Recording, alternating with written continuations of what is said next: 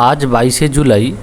আজই বিভিন্ন জায়গায় আপনারা হয়তো শুনে থাকবেন, ফেসবুক বা ইউটিউব হোক, যেখানেই হোক আপনারা হয়তো শুনে থাকবেন যে যুবশক্তি বা যেটা বাংলার যুব সাথী ছিল তার ফর্ম ফিল আপ নাকি 22 তারিখ থেকে, অর্থাৎ 22শে জুলাই থেকে নাকি শুরু হতে চলেছে। তো আজকে 22 তারিখ, সেটা চেক করার জন্য আমি চলে এসেছি।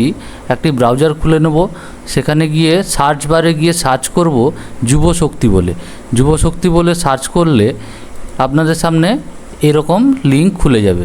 তো এখানে লেখা আছে, দেখতে পাচ্ছেন, বাংলার যুবশক্তি। প্রথম লিঙ্কটিতে আমরা ক্লিক করব। প্রথম লিঙ্কটিতে ক্লিক করলে আপনাদের সামনে এরকম একটি পেজ খুলে যাবে, যেটাতে প্রথমেই লেখা আছে, দেখুন, বাংলার যুবশক্তি বলে লেখা আছে। একটু নিচের দিকে আসব, এরপরে লেখা আছে official log in. Official log ইনে আপনাদের কোনো কাজ নেই।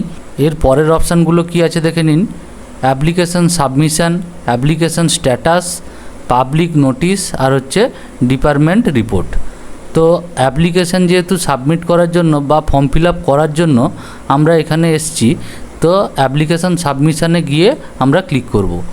অ্যাপ্লিকেশান সাবমিশানে ক্লিক করলে এখানে প্রথমে দেখুন বাংলার যুবসাথী পোর্টাল এরকম একটি লেখা উঠবে। তো বাইরের ইন্টারফেসে যদিও বাংলার যুবশক্তি করে দেওয়া হয়েছে, তো ভিতরের ইন্টারফেসে এখনও বাংলার যুবসাথীই আছে। তো এখানে পরে লেখা আছে, দেখুন, অ্যাপ্লিকেশান সাবমিশান ক্লোজড, অর্থাৎ অ্যাপ্লিকেশান সাবমিশান তো হলোই না, অ্যাপ্লিকেশান সাবমিশান ক্লোজড কী করে হয়ে গেল।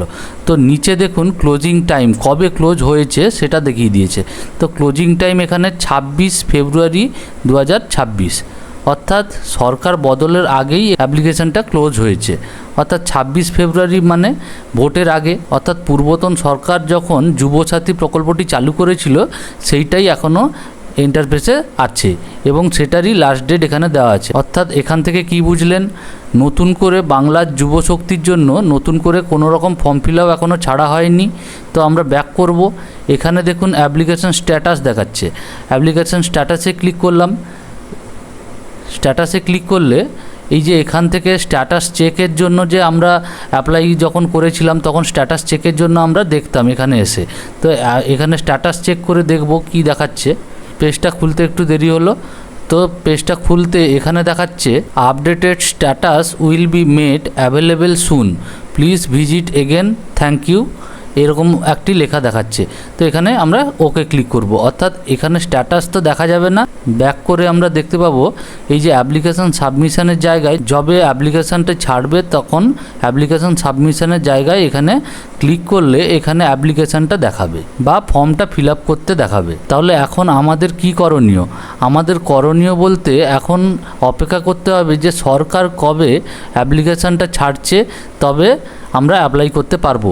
যতদিন না সরকারি কোনো রকম নোটিফিকেশান বা সরকারের মুখ থেকে বা সরকারের যে কোনো মন্ত্রীদের মুখ থেকে শুনবেন যে অ্যাপ্লিকেশানটা ছাড়া হয়েছে, তবেই বিশ্বাস করবেন। এবং অ্যাপ্লিকেশানটা ছাড়লে সবার প্রথমে আপনাদের সামনে আমি নিয়ে আসবো। এর জন্য চ্যানেলটিকে সাবস্ক্রাইব করে রাখুন এবং পাশে থাকা বেল আইকনটি আপনারা প্রেস করে রাখবেন।